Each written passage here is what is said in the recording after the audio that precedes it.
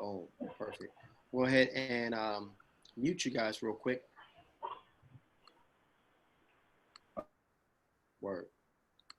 Marvin, how are you doing, my man? Hello, everyone. What is up? What is up? All right, cool. So, first of all, first and foremost, thank you so much for being here on this Wednesday, this fine Wednesday evening. I'm going to talk about a couple things here today, and then kind of show you what we're working with, what some of the things that I'm doing here, and that my team has helped me get into.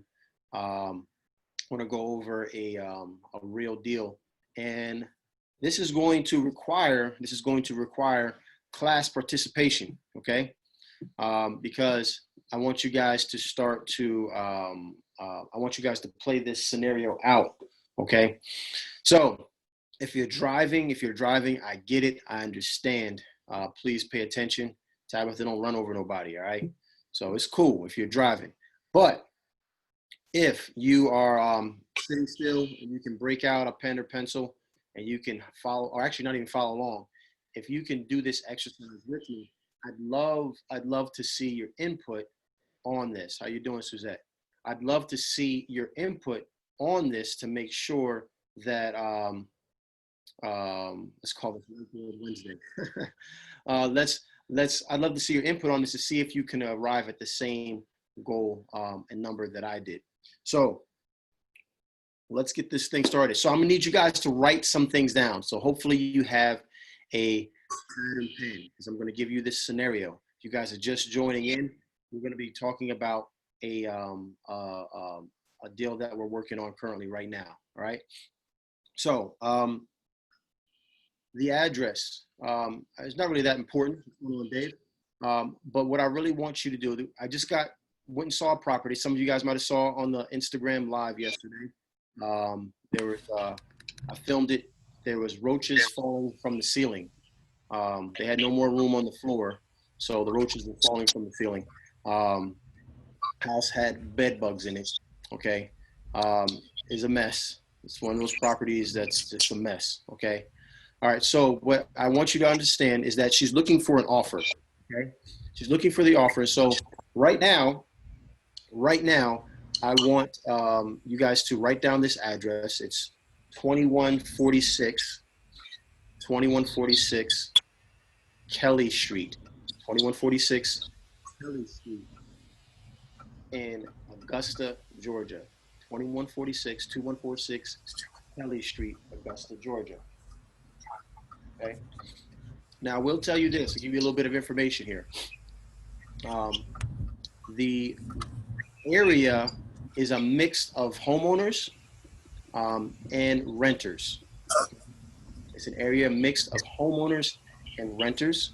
And the Section 8 rental for a house that size is $878, I believe it is. $875 or $878. Okay. Let's just go with $875. We'll go with the low end. $875 on the Section 8 rental. Okay. And it's probably going to take the house. Actually, the flooring, the paint, and all that stuff is in pretty good condition. We're going to have to spend a lot of money on exterminating, and we're probably going to have to do some things with the siding. The air conditioning works as well. All those things work. We're looking at probably about a $25,000 to $30,000 repair job on this particular property in that area. Okay. About a $25,000 to $30,000 repair job in that area. So if you are behind a computer or if you are on your phone and you can do this, I'm gonna give you guys some time. To look up that property. That is the real address, 1146 Kelly Street in Augusta, Georgia. Go ahead and give you guys about 5 minutes to kind of take a look at that. Pull that up. If you're driving or if you can't do that, that's fine. Just listen to what we're talking about. Today, I want to stop just teaching you guys stuff and stop giving you information, because I'm finding that just from conversation with multiple people that a lot of people are just getting information overload and they're absolutely doing nothing with it. So if you are available right now, you should be looking, you should be You should be on the computer or on your phone looking up this property, 2146 Kelly Street. So we could figure out and walk through this now, because I want more action. I want less just me just taking in information. I need action. I need some action. So what we're trying to figure out is, what am I going to offer this lady? I've already said it's 2146 Kelly Street, Augusta, Georgia. We have a Section 8 rental rate of about $875. Could go more if you're doing a straight rental. And to repairs to get it to that $875 is going to cost us about, let's just say $30,000. It's going to be somewhere between 25 to 30, but let's go with the higher end. If you guys are ever doing this, make sure that you use the higher end for your rehab and the lower end off of your income, because that will give you a safety net there, right? If you guys got it, if you guys got a number, go ahead and put it in the chat. Go ahead and put it in the chat. It says 7 bedrooms. It's not 7 bedrooms. It's four. It's a 4 2.5. A 4 2.5. Yeah, 4 2.5. But the crazy thing is, you know, the Section 8 down there is crazy. So they're only going to get $875 for it anyway. So 4 2.5. Thank you for that. It's just under 1,400 square feet. Start putting your information into the chat. Once I start seeing we have a good enough amount of people, this is an active class. We're actually going to be doing some work here. This is a chance for you guys to go ahead and practice what we've learned. Even if you're brand new, and you don't know what you're doing, just take a shot at it, okay? Okay, I saw something in there. I saw something in the chat. Michael's the first person to put his answer in there. We got about 2.5 more minutes. Let's try to get some more. Responses in here. Come on, guys. Come on. Remember what I said. This is an area that has some homeowners, but also a lot of renters as well.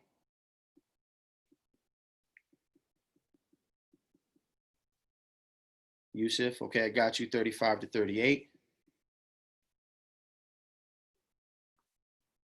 Cool, cool, cool.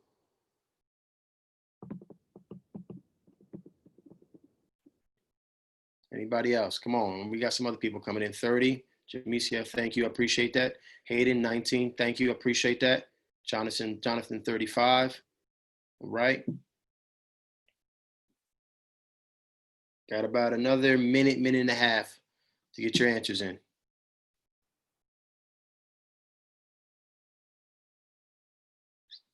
Critty said, just lost a 25.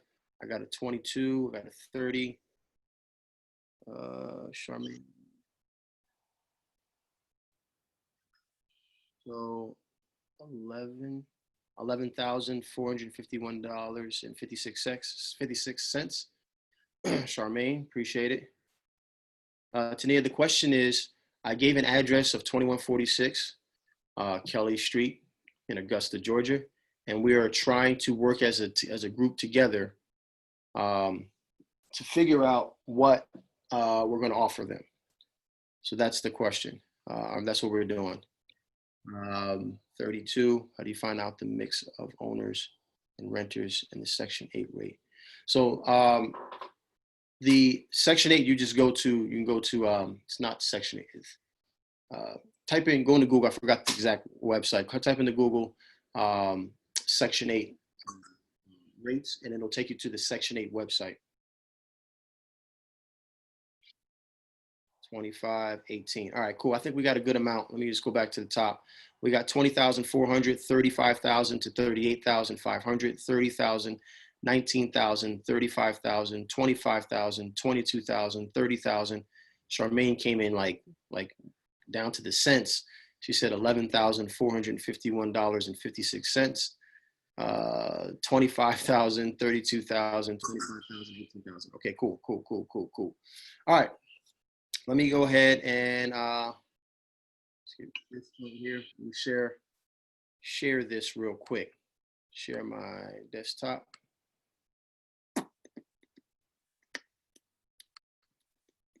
All All right, 2146 Augusta, 2146 Kelly Street, Augusta, Georgia. Okay. This is an active one that we're working right now.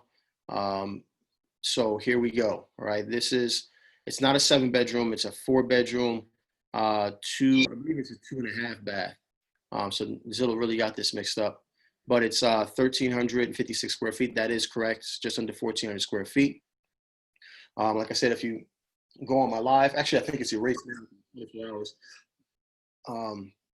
It's infested with roaches, bugs. The floor is a little bit messed up, but the floor in the kitchen only, I'm sorry, is a little bit is messed up. But everything else is in relatively decent condition. But we're definitely gonna have to do a little bit of work. We're estimating 25 to 30. I said to use 30 on the high end. So let's take a look at this here. This is that property right here. Okay, don't ever take a look. Like Zillow says 72,000. Don't pay attention to that crap. Okay. All right. What we want to do is we want to look for what has sold. Okay. Let's see what data we can pull from what is sold. All right. And we're gonna go ahead and do any price. Always make sure your parameters are set up right. We're gonna do just house, no lots.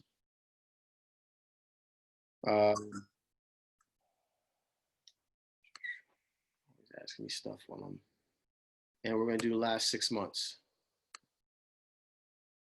Okay. If you guys are not familiar with those parameters, go back to the course. But basically what I'm trying to do is I'm trying to find out what properties have sold. I would pull off of the MLS, but if you don't have MLS, then you're going to use Zillow. All you're doing is filling out what properties have sold in this particular area. You're looking for a half-mile radius. You don't care about the bedrooms, bath configuration. Only thing you do care about is whether or not you're looking at a house and that it's been done within the last 6 months. You don't care what the bedroom, bath configuration, square footage right now. We don't care about any of that because when you only have the tool of Zillow, you have a limited amount of data. So once you start adding in some of these extra stuff, you're going to really, really bring down your options. Okay.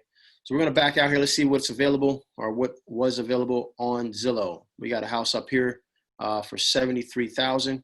Let's take a look with that. I'm sorry, 49,000. 49,000. Let's look at the condition. As you can see, this is beautiful. It is fully renovated. No, I'm joking. This is not renovated whatsoever. We got the old school, mint green tiles with the wood. I don't know why you would want that. You get splinters in your butt. No, nobody wants that. Obviously, this is not a renovated home, and it sold for 49,000, and it sold in April, so not too long ago. Okay, so I'm gonna look a little bit more. It's actually kind of weird. Zillow's weird because on my phone I actually had more comps here. Let me see if I pull out a little bit more. Okay, so here we got something for 68. Let's see what that looks like.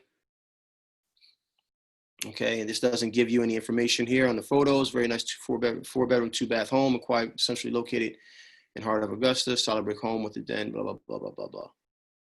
Okay, and it sold in March, but it's sold for, it's 1,688 square feet. So it's over 200 square feet bigger than our subject property, but something that we could use here, Now, what I'm seeing here is just off of this. Let me see what's the highest one sold here. 94 looks like. Yeah, 94.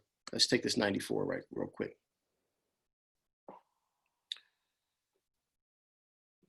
All right, sorry. So let's look at this 94. 94 has hardwood floors. Does that kitchen look updated? No, it's not. Definitely not an updated kitchen. It's just a clean kitchen. So it's not HGTV.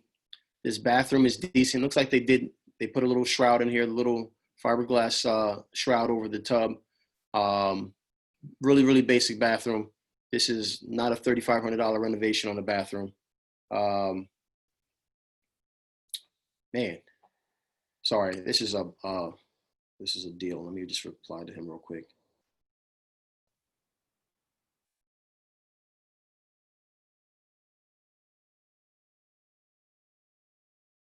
All right, sorry, deals never stop. So, all right, so we can see this thing is not renovated all the way through. It's just a nice clean house. This is probably the extent of what I would do to this house that we're looking to get under contract, right? This is probably about the level of renovation that we're going to do. We're going to polish up the floors, new paint, clean everything up, obviously get rid of those bed bugs and everything, and the roaches, do something nice in the bathroom and keep it moving, right? All right, so let's do this real quick. It's sold for $94,500. We'll do a quick little look here. If you guys don't know, you can just go here, scroll down to the bottom once you open that up, and it'll say last sales price of $71, okay? Oh.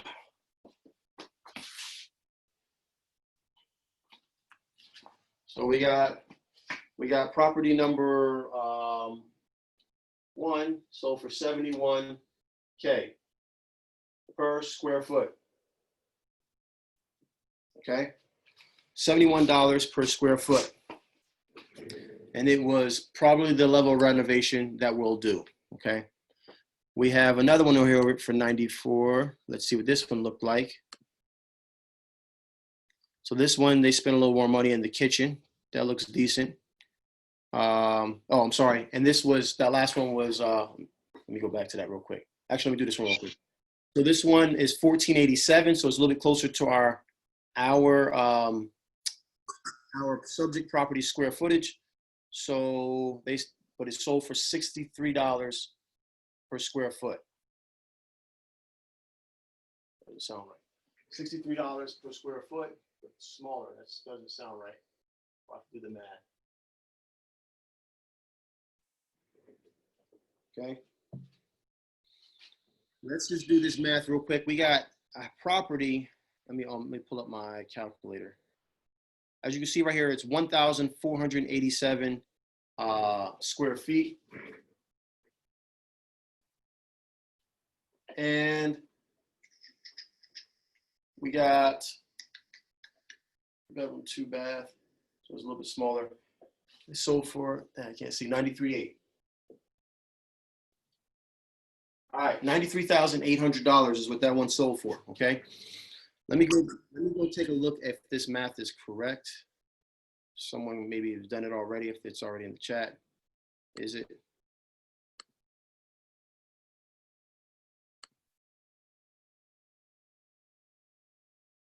All right, 6308. Okay, cool.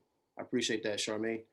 And if you guys are wondering how we get to that point, you're going to take your sales price, 93, what did I say, 8,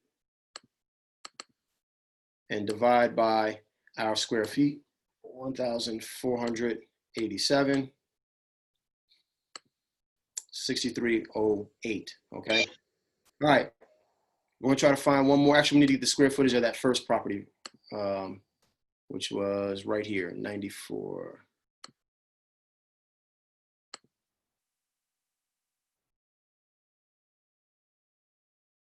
$1329. Okay, that makes sense. I thought it was big. All right, 1,029, and it sold for 94.5.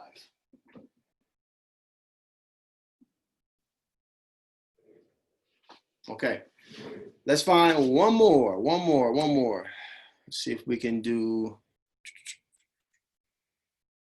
Where's our Kelly Street is right here. Our subject property is right here.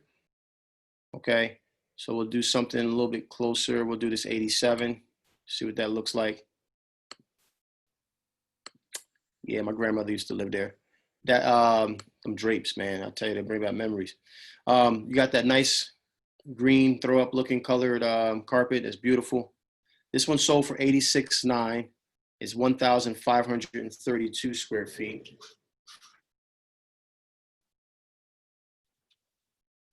And what did I say? We had to do. $57 a square foot.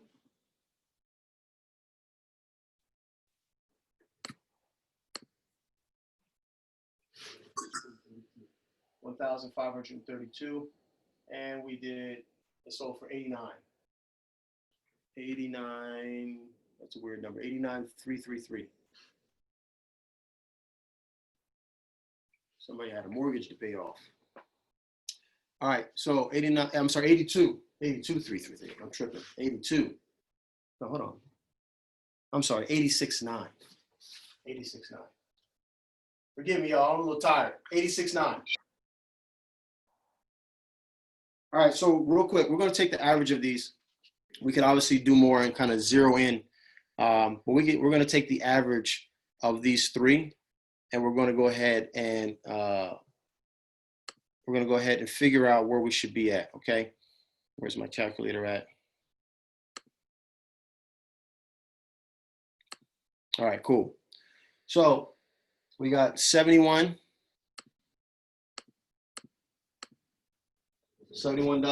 a square foot plus $63 a square foot plus 57. It's 191. I don't know why I put these K's here. And because there's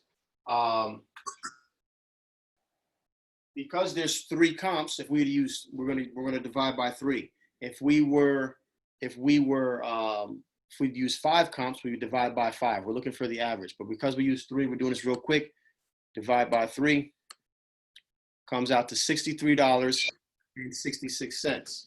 Okay, so 63, 66, 63, 66.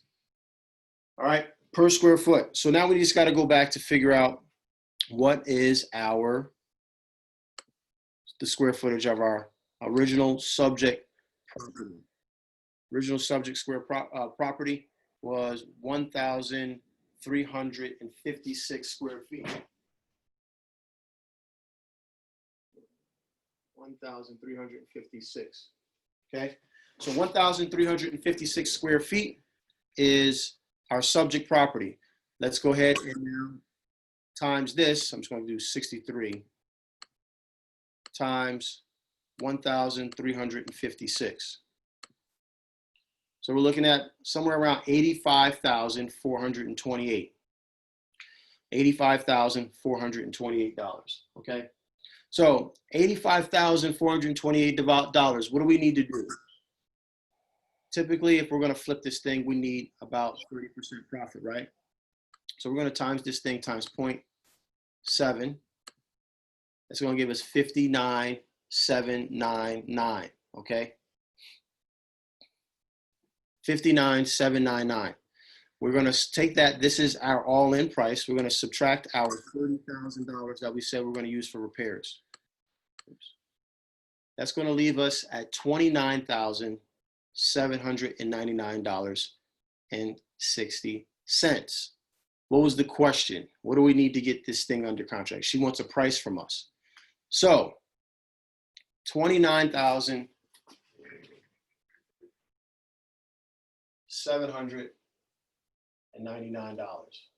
Okay, that is our all-in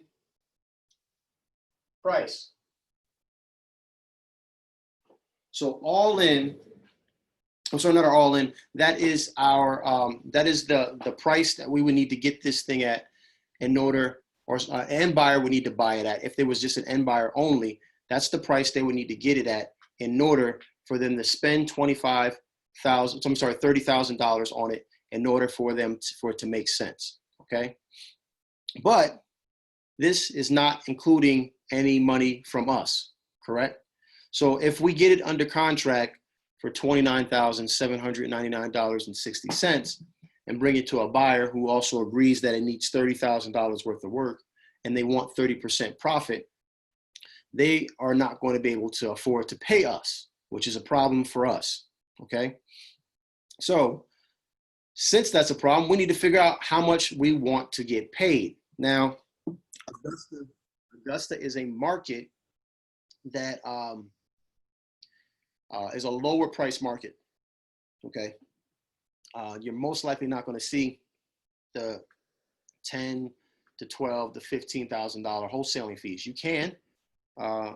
We just did one where we made $9,000. I think I put that on the on Instagram today, where we made $9,000 on the closing that we had, but most of them are somewhere between 4,000 to 6,000. So I'm going to show you here what I offered, because I want to be real with you guys. Here is the property. Actually, let me take this back so I can stop sharing real quick. Boom. All right. If you guys didn't see it yesterday on Instagram, here is the property. Okay. There's two of us in a text message there. The one that with the phone number, that's the actual seller. All right. And our offer was, what did I say there? $22,000 was our offer. This is what she responded with. Thanks. We'll follow up on Friday. Okay. So $22,000. Let's go back here through the chat. So we got some people. DJ agreed with me at 22. Kristen, she said 25, 35. That's too much. Hayden's at 19. Hayden's really trying to get there. Michael's at 20, 24, 20,400. Cool. Jamesia 30. That's a little bit too much. We're close.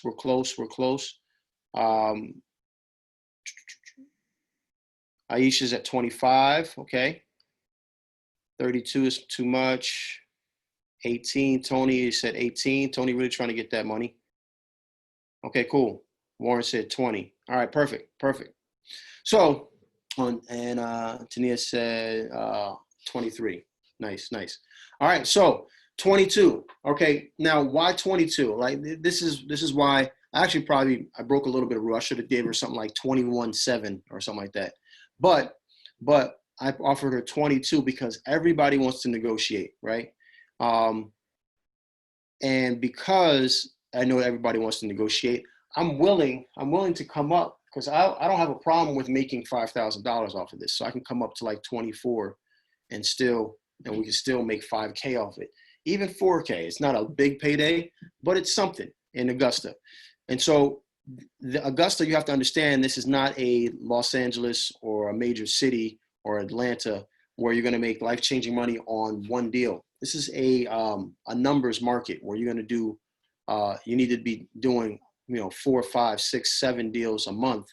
And you can, it's not difficult. It's just a lot of skip tracing, a lot of calling, a lot of appointments. But let's look at it from a rental standpoint. If you guys were doing this as a rental, right? Let's see what we could get this thing for, if that would change at all. I don't know. Let's figure it out.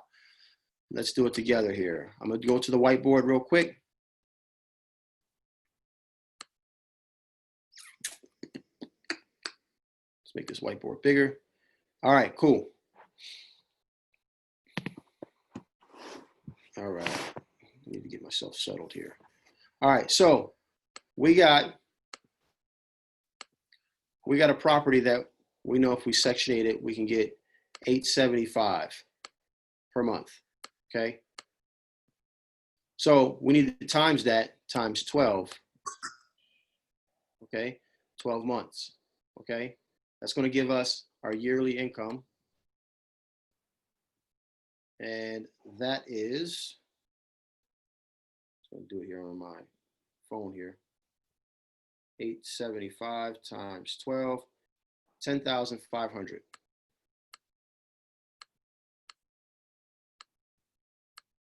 Okay, so we're going to do this. It's going to be $10,500 in yearly income at 875.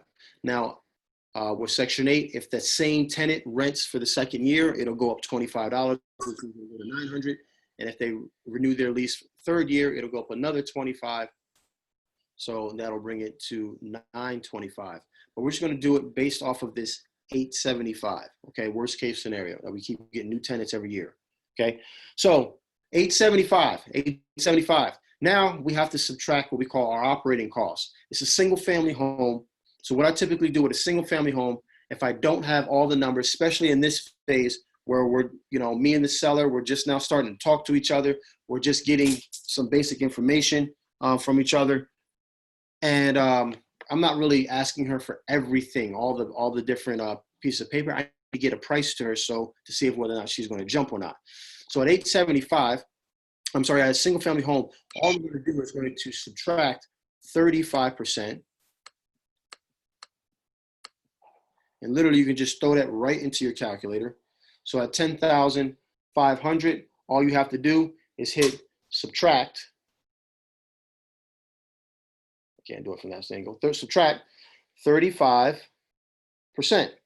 The first number will tell you how much that 35% represents, which is $3,675. If you hit equal one more time, you'll get $6,825. That's what they can put in their pocket. So $6,825. So that's what they can put in their pocket after subtracting operating costs, after subtracting property management, property maintenance, capital expenditures, vacancies, 35%. Okay. So if they can do that, what we can do, and this is, man, I'm sorry I'm looking at my phone, but guys, this is why social media is so important, man. Like I got literally just 2 people just sent me properties, right? You don't have to work for it. They start coming to you.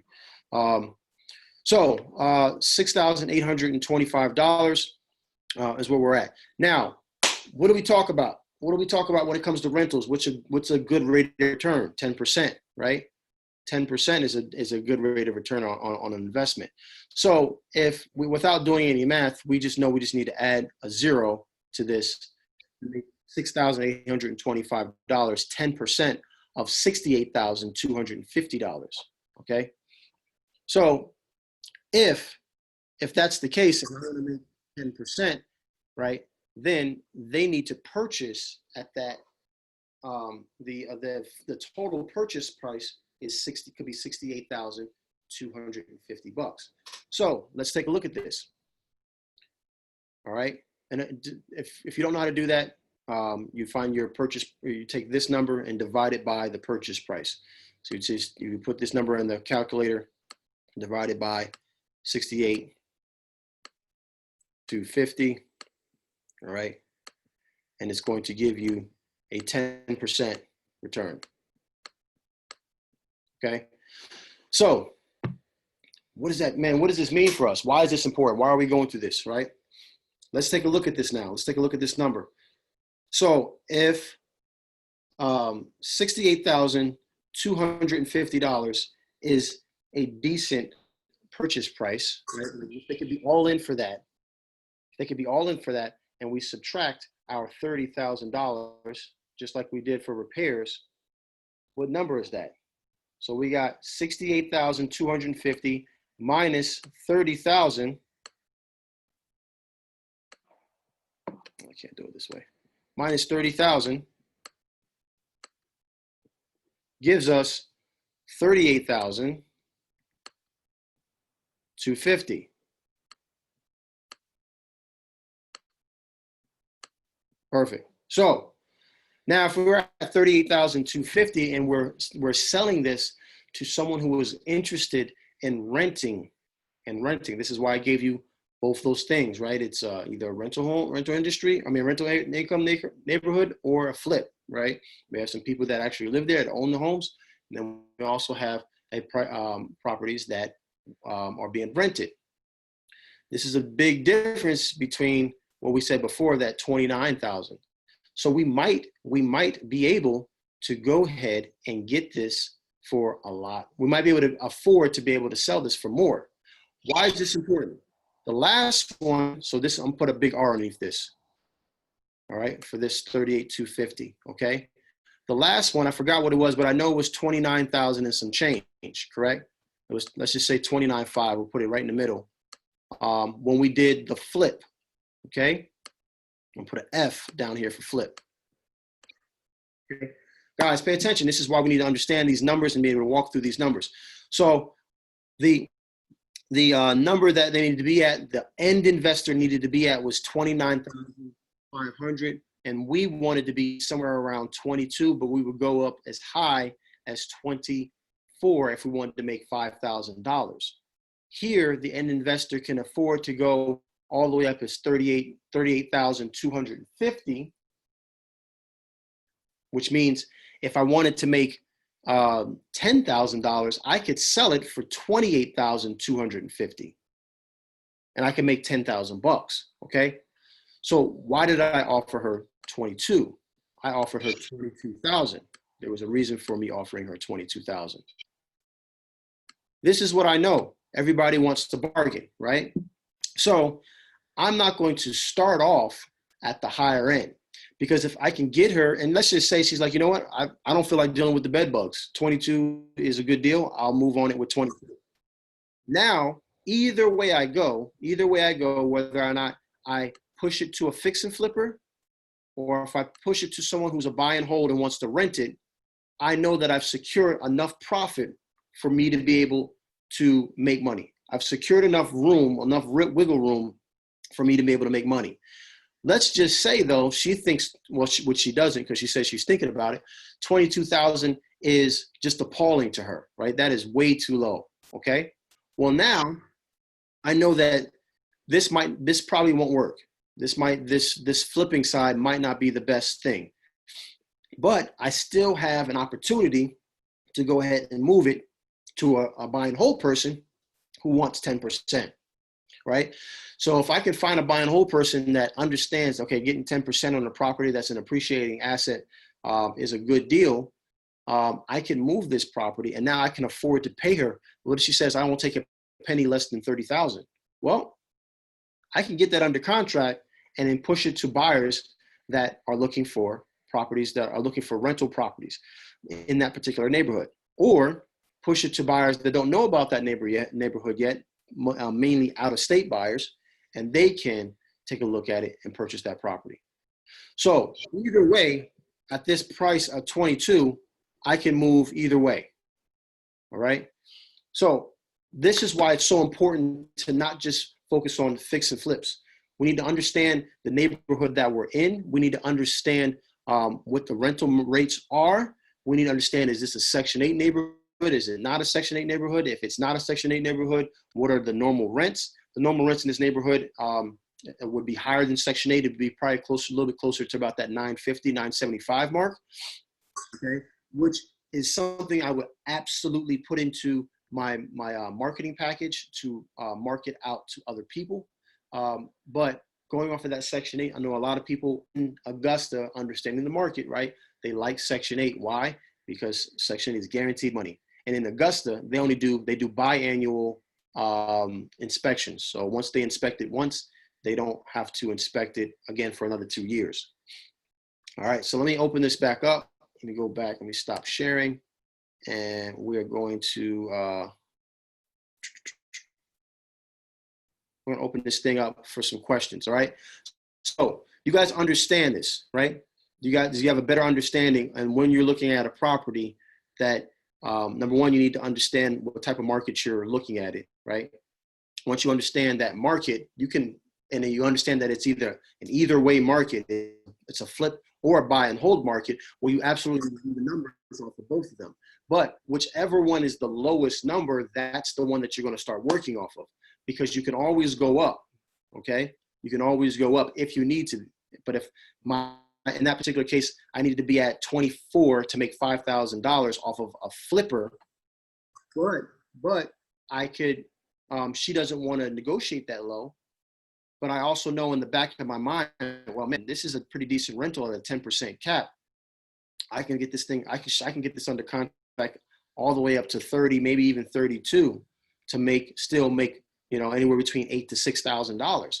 It gives me that wiggle room so I can negotiate with her. But if I start at the 32, I'm really shooting myself, I'm cutting myself short, because now either way, most likely they're going to want to negotiate. Very, very, very few times is it where they're like, all right, I'll take that. like the first thing that you give them. Most of the time, we'll say, if you tell them 22, they're gonna say, what about 24? What about 25? Right? They're gonna want to negotiate. So knowing that ahead of time, you don't want to start with your high number. Start with the lower number. You might get pleasantly surprised. All right.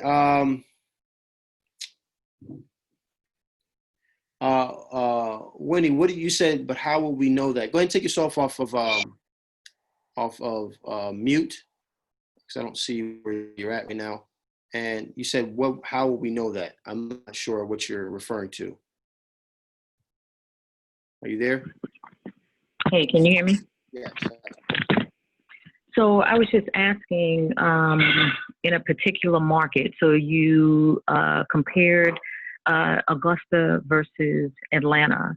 So what I heard you say was in Augusta, your commission profit or wherever is going to be lower than it would be, let's say, in Atlanta.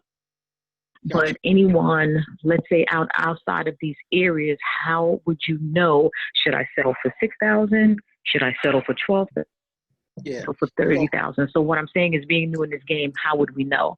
Yeah. So there's no like wholesaling commission board that says we can only make this amount, right? I'm saying generally speaking, the higher the priced neighborhood, the higher the priced area, the larger your wholesaling fees are, right? Because there's more money to be made on the back end, right?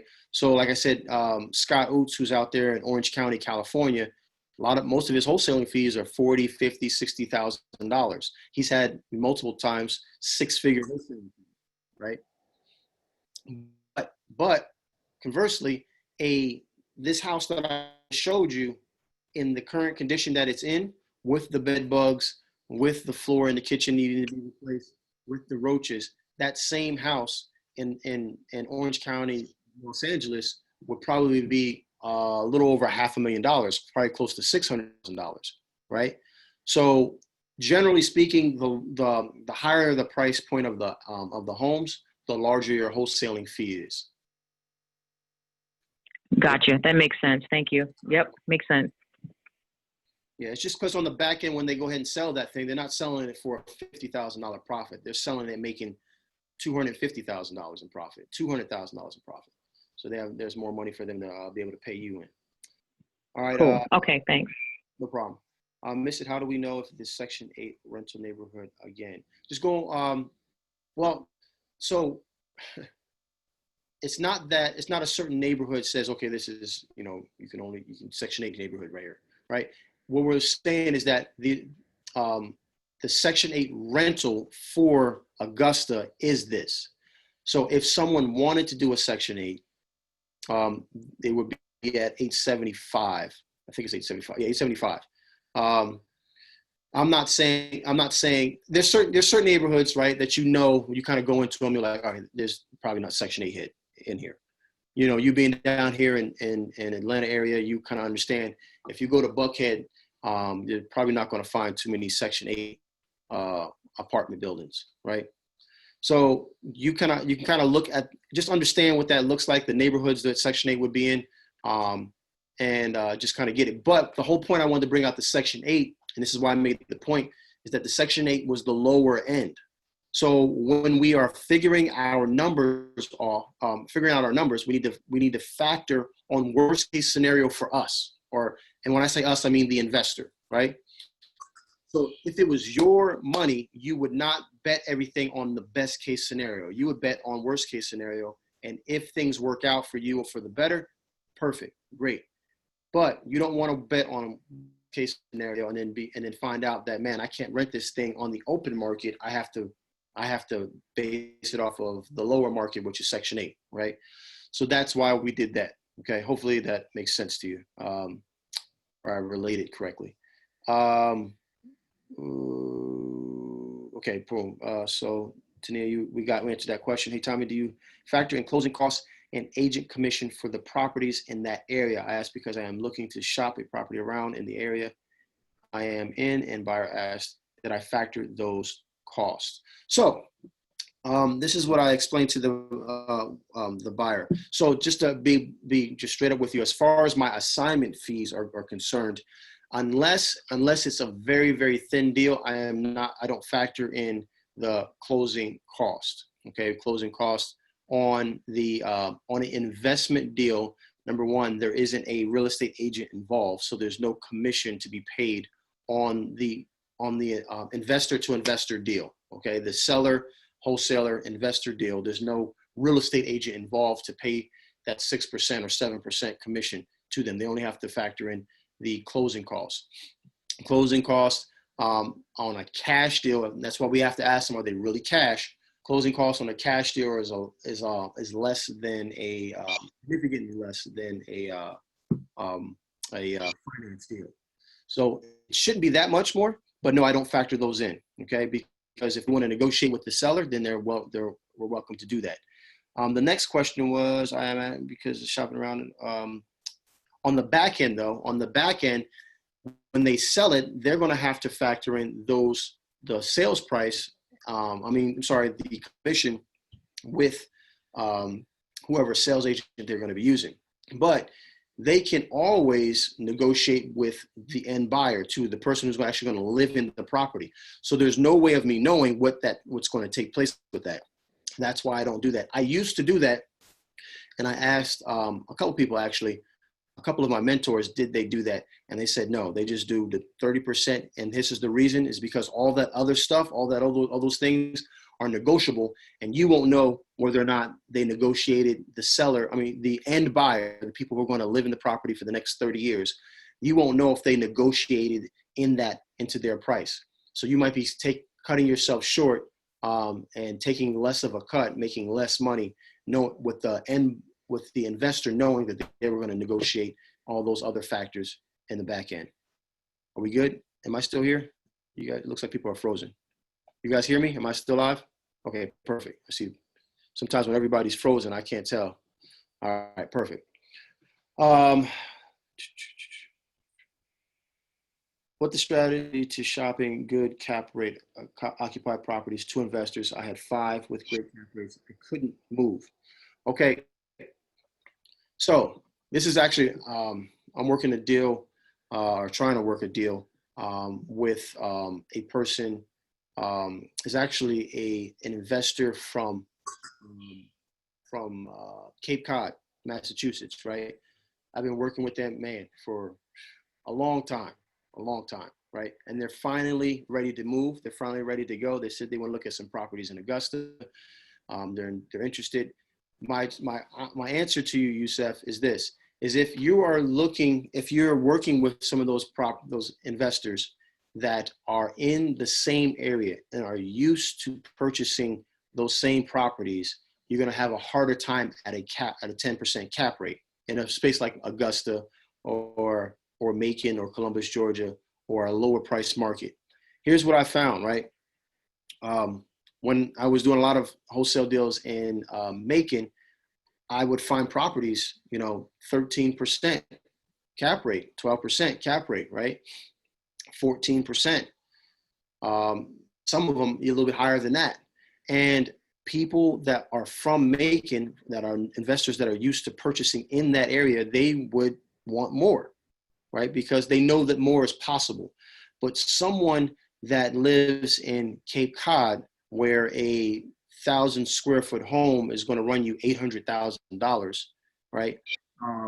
They're looking at it differently. They're like, man, if I can get into a rental that gives me a 14% return on investment, 14% cap, I'm a jump on that, because they're not used to seeing those numbers.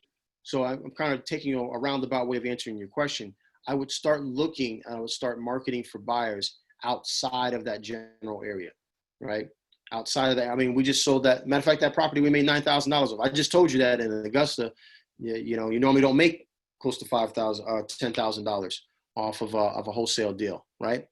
But the buyer, where was he from? He was from Atlanta. He was used to paying Atlanta prices, right? He saw that property with that percentage. He was like, man, I don't get nowhere near that in Atlanta. I want it, right? So it doesn't necessarily have to mean you have to look outside the state, but you just need to look outside that immediate market, all right? Yeah. So Thank you. You mind if I ask you a quick question off mute? Go ahead, man. Go ahead. Sure. Yeah. So that's what I kind of wanted to dig a little bit into, because I did that, and the guy actually flew in from Cali, but it was one guy. But you know, they were good cap rates. They were owned by a contractor who babied the properties. I mean, the tenants have been there from 7 to 14 years in each property. New roofs on most of them, new windows, HVAC system up to date.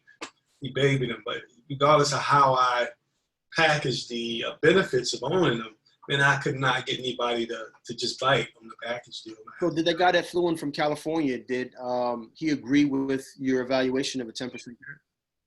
Well, so I didn't take him around to see the property. It was an agent that did it. But this guy, I mean, you know, I've worked with him before. He's pretty thorough. He's a go-getter with it. But I didn't talk to him, but I know he flew in. Asian guy, so you know he might have been. Yeah. I would try. So you got to understand that you're dealing with a real estate agent, so he's taking into consideration things that you're probably not, like that 6% real estate commission that he has to pay, or whatever their agreement is, right? Mm-hmm. So if you did your agreement, if you did all your math, not factoring in a real estate agent's cost, and it came to 10%, but he comes in and does his math and agrees with your repair costs, agrees with everything else, but then he has to factor in a real estate agent's cost, a real estate agent's commission, then it's no longer 10% cap anymore. Yeah. Right? So I would do my best to try to avoid dealing with there's no point in him dealing with the real estate agent. None. You know, he's just throwing away money if he does buy something from you, right? You can deal with real estate agents if that real estate agent finds him the property, but you should just let him know. I don't know if you have his information directly. Do you have his contact information directly? No, actually, this guy, he's a quote unquote investor, real estate agent. So he does a lot of off market deals. You know, he deals with a lot of investors. So, you know, he kind of knows how to and this guy, he actually bought this buyer through a relationship he had. So he was kind of showing him the properties, and they had something else worked out on the side. I don't know what, but I even shopped at a deal maker session, man. I couldn't get no movement on it. And one of them had a 13 cap rate, so on and so forth, but all of them were double-digit cap rates and so, great condition. You know, were they not moving? Were these people not moving on because they didn't agree with your evaluation? I didn't get anyone who said that, hey, you know, your numbers are not right. So I would reach back out to them and say, you know, hey, just for my own, especially if you're building a relationship with these people, man, not pushing a property down their throat, but just being like, hey, you know, just for my own curiosity, why didn't you move on 123 Main Street? You know, I had a 13% cap rated on it. What's going on? Maybe there's some investors. There's one investor that I know that no matter how great of a cap rate, he's never going to buy in a neighborhood, like a lower end neighborhood. This is not his thing, right? They have this one guy. He's told me, he's like, if I don't feel this is exactly what he told me. He said, if I don't feel comfortable sending my wife there to collect the rent at night, I won't buy it there. I won't buy it in the neighborhood, right? So that's literally his litmus test. That's like how he evaluates whether or not that's one of the things he takes in consideration in buying the property, right? Is whether or not he would send his wife there in the middle of the night to go collect the rent. So you just need to maybe either ask those buyers why they didn't purchase, or I would try to get around that real estate agent thing. Yeah, I will. Appreciate it, man. Cool, man. I have a lead looking to unload a bunch of properties in Macon. Okay, Robin, what's the best way for me to find some buyers? Robin, take yourself off mute for me, please, if you can. Okay. All right, yes, cool. I'm here. All right, so Robin, were you on the last call we just did on Sunday? I was not. I wasn't. I'm sorry. All right, so is it in a group? I can go back and watch it. No, it's not there yet because I'm transferring everything. I'm trying to streamline this process. Maybe I'll just put that one up real quick. And you can take a look at it. Okay. A long one, but listen. So it's not hard to find buyers, right? If you just want to be, you know, I'm not saying you are, but I'm saying if you want to be lazy, just go to a RIA and then start giving out, telling people, hey, you got these things on the property, and I'm sorry, under contract, and start getting buyers that'll start questioning you, right? Or asking you questions, and you just have to screen them. Okay. If you want to do a little bit of work, you can hop on Zillow and turn in, instead of like we just did before with the yellow button, make it purple or pinkish color, whatever that color is, magenta. And that stands for rentals, okay? And just put in your address that you have for the subject property, and then turn that on looking. So basically, I want you to act like you're looking for a rental, okay? And then act like you're looking for a rental with the same configurations of your house. If it's a house, it's a house. If it's a townhouse, so on and so forth. And then see who are the ones that are listing houses for sale, for rent right now in that area. Gotcha. Because those are people who have purchased before, and they now are looking to rent out another home, but they also might be looking to purchase or know someone else who's looking to purchase in that neighborhood. Gotcha. Okay. There's a lot of different ways to find buyers. There's also, we have a section in the course about finding buyers, some other ways as well. Okay, cool. Cool. Right. Go ahead. Winnie, you said you got one more question. Winnie, you there? Okay, can you hear me? Yeah, can you hear me? Got you now. Okay. So I finally went to Home Depot and I did pricing. Okay. Washers and dryers and flooring and bathtubs and so forth. So when you walk into a property, if it's going to cost $20,000, $30,000, $15,000, $35,000 to repair, is this something that you just can kind of gauge because of your background and experience, or do we sit there with a calculator and say, okay, the minimum washer and dryer is going to cost me about $1,200, the minimum refrigerator is going to be about $600, and then you just kind of get to a cap, like. And I apologize if you've gone over this before, but I found that a little confusing. Like, how do we know if repairs are going to be $20,000 or $30,000? Yeah. First and foremost, don't ever apologize about asking a question, like a safe question. Okay. Okay. If it's people say that there's no such thing as a stupid question. There are stupid questions. We'll make fun of you and we'll laugh, and then we'll answer the question, right? But this is not a stupid question. Gotcha. This is a very good question, right? Because the whole point of the homework of going to Home Depot is to, number one, start to wrap your brain around all the things that are needed to complete a bathroom, all the things that are needed to complete a kitchen, all the things that are going to need to be completed for a roof, for plumbing, right? That is designed as a tool for you to use in an educational process for someone who has zero experience with anything, house related, right? Some people think, like you just said, $1,200 for a washer and dryer. Well, I just got a washer and a dryer, a nice one, for $300, right? Together, like not separate, all together, right? So it's designed to show you, number one, like I said, to see what's in there, but it's also giving you an idea of what your homeowner is going to price something on. So as a homeowner, I go to Home Depot and I see a $1,200 dryer, but as an investor, I can see really quickly that I can go get a washer and dryer, a nice one, for $300 total, right? That whole thing, as far as how do I figure out it's going to cost me $25,000 or $30,000 when I walk in the house, some of that comes with the experience. But when you start to understand how much a refrigerator costs, or a laminate countertop, or to put down a rug, you don't do that per room. So I don't go into the kitchen and say, oh, refrigerator, $550, sink, okay, that's going to run me $300, faucet, that's going to run me $73. I don't do that, right? What I've done is over time, over doing that, over looking at it and understanding how much things cost, I can just look at a kitchen. Okay, this is a small size kitchen in my market. Keep in mind, this is my market. In my market, in Atlanta market, a small size kitchen, I can probably get done for about $7,500, a small kitchen, right? A bigger kitchen, a medium-sized kitchen is going to cost me about $10,000. Okay. And what I've just done is that I've taken all the little things and added them up. And now I just say, all right, the kitchen's 10K. I don't go and say, hey, the countertops are this, the floor is this, for the kitchen, the refrigerator is this. It's just, I take that aggregate and put it all together for the kitchen. All right. And so that's when I actually go through with my calculator, and I'll just keep adding, all right, $10,000 for the kitchen, $3.50 for the flooring. Well, how big is the house? Oh, the house is 1,356 square feet.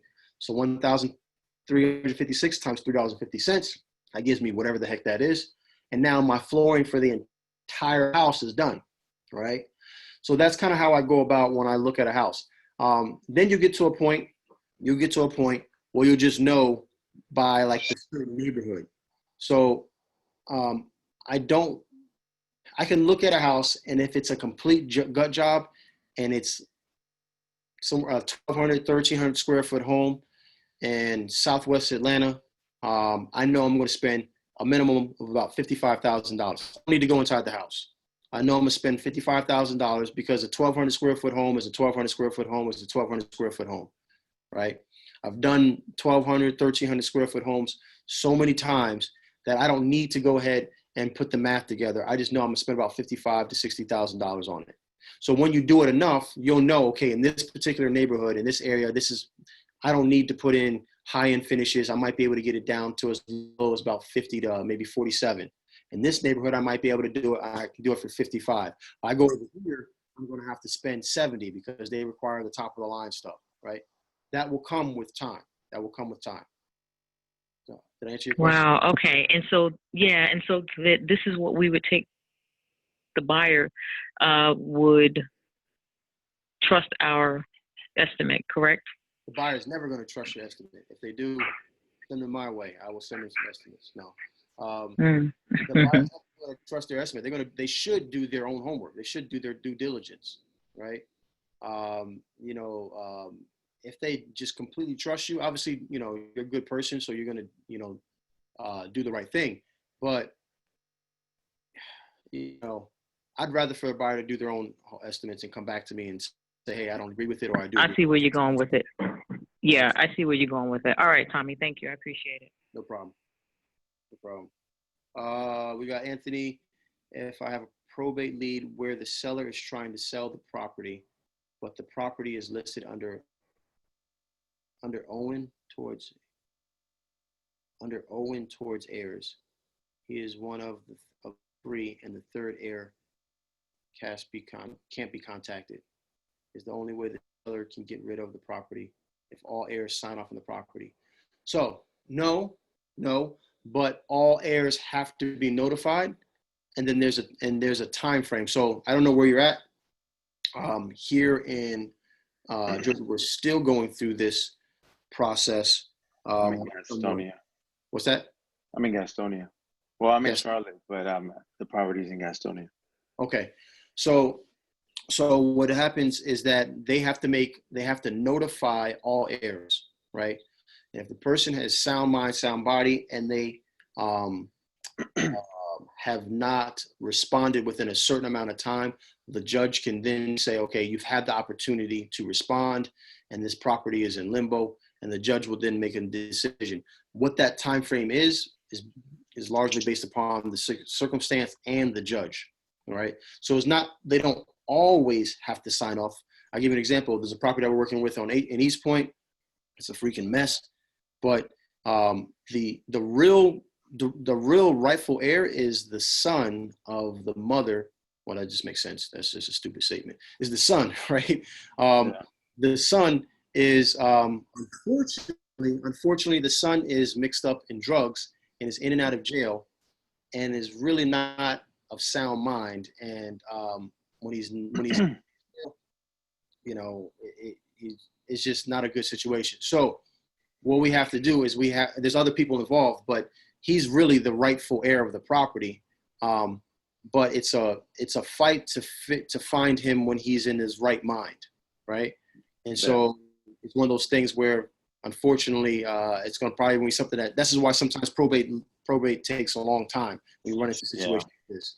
Because that situation is there. It was under their grandfather, then it went to their grandmother after he passed. She passed it off to her sons, and then it was 4 sons, Okay. and one of the sons has been in and out of jail, and they can't find him, and so that's a certain situation with him.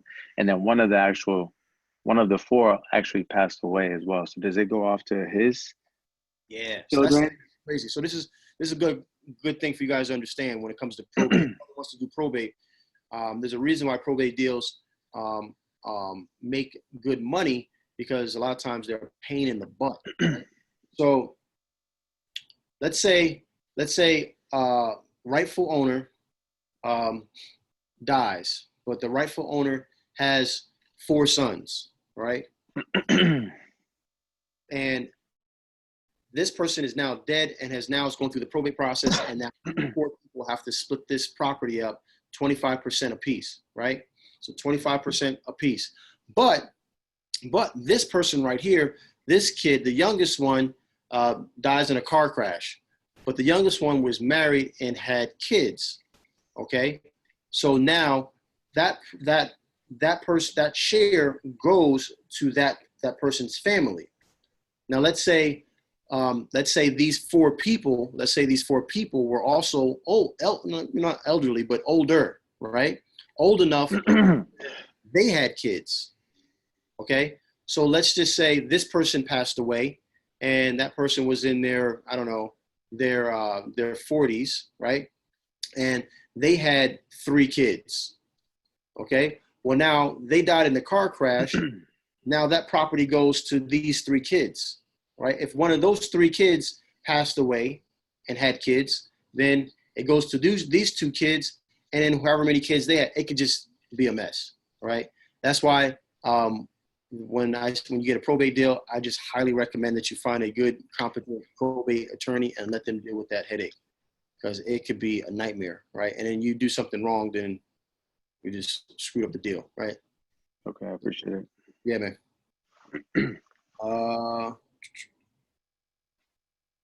Uncle Stat, does this go for real estate as well? I'm not sure. What do you mean?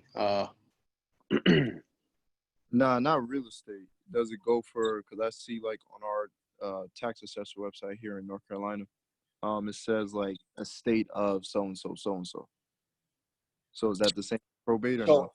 You're saying if it's in an estate already, right? So all that means is if it's in an estate, is that the owner passed away and now it's in, maybe it's 4 kids, or the family members are fighting over this particular property. So then you're gonna contact whoever is the trustee of that estate and go through them. Okay. Got it? Yeah, good looks. All right.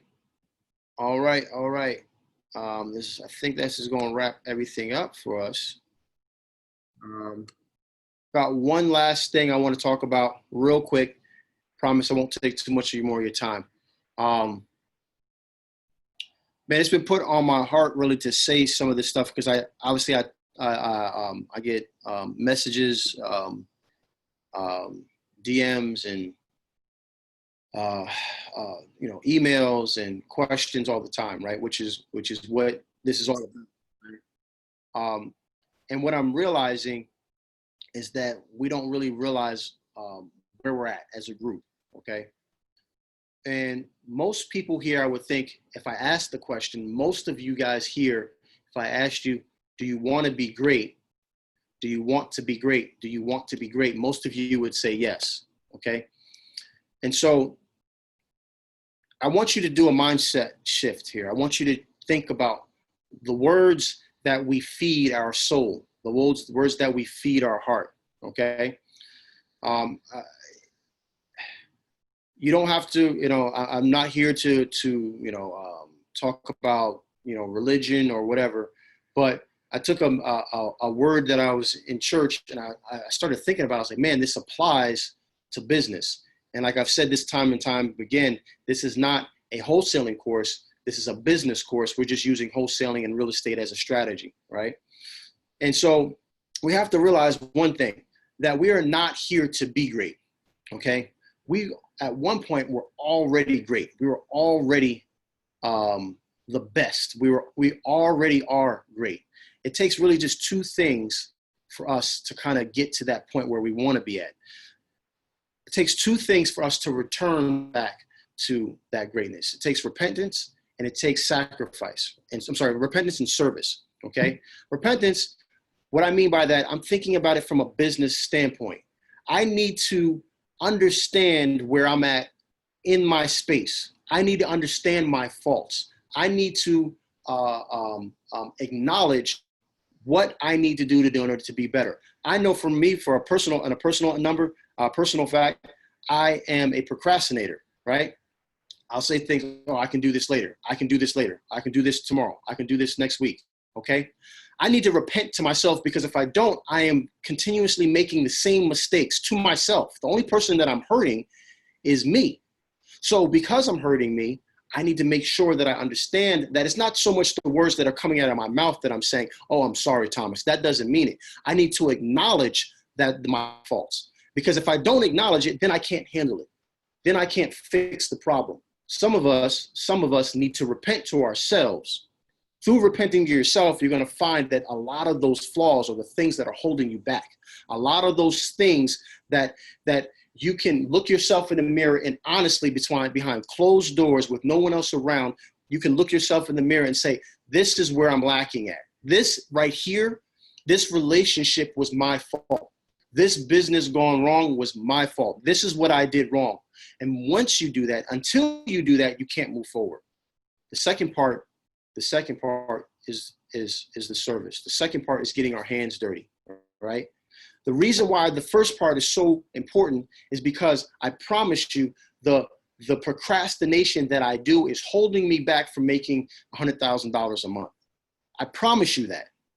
I promise you that. But once I recognize that, now I can start getting my hands dirty. Now I can start serving. Now I can start serving what I fixed, that procrastination portion. I can start putting my hands into my business so that I'm no longer doing that. Some of us have some issues with some toxic people, right?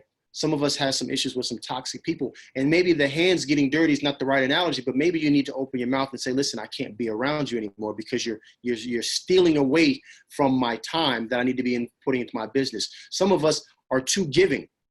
You need to repent to yourself because you're too giving. You're giving everybody else your time. You're giving everybody else a piece of you, and you can't afford to. Guys, we have to take note of where we're at. We have to take note of the things that we need to fix within ourselves. But then once we notice them, then we have to get our hands dirty. Then we have to put this thing to work, and we have to start servicing ourselves, because I guarantee you the people that you think that you're doing this for, you cannot help unless you help yourself. You can't be in that position. It felt really, really good when my mother called me and said, hey, I'm at the car dealership because someone hit her car. It felt really, really good when she said she's at the car dealership and she needs some help getting in the car, and I say, I got you. It feels really good. But I couldn't do that. I couldn't do that if I didn't have myself right. We got to get ourselves right, because we owe it to ourselves and we owe it to our families to do that. So let's get this thing going, man. Let's take a good hard look in the mirror. I really want you guys to understand how important this is. I really want you guys to go ahead and take pen to pad and write down some of your, not some of your faults, write down all your faults. Write them down, look at them, and say and make a decision. After you write them down, make a decision that you're going to change those, that you're going to get your hands dirty. You're going to start to service yourself by fixing those faults. You're going to start to service your family by fixing you first. Let's do this. We're way too gifted. We're way too talented. We are way too blessed to be here on this earth in this time frame where we can actually do something as creative as wholesaling. Made $9,000. My son took the pictures off of a property that I spent $0 on. We're way too blessed to let this thing slide between our fingertips. All right, so I'm gonna get up off this soapbox and let's make this thing happen. Guys, I really appreciate you guys spending your Wednesday night with me. I love you. And hey, Tommy, before you hang up, I just want to piggyback off of what you just said, because that really resonated with me and it really hit home. that I spend so much time helping others, and I have to realize where my weakness is. And sometimes we feel like we want to succeed and we want to do better and we want to be better. Yes. Procrastination, fear of succeeding. Yeah.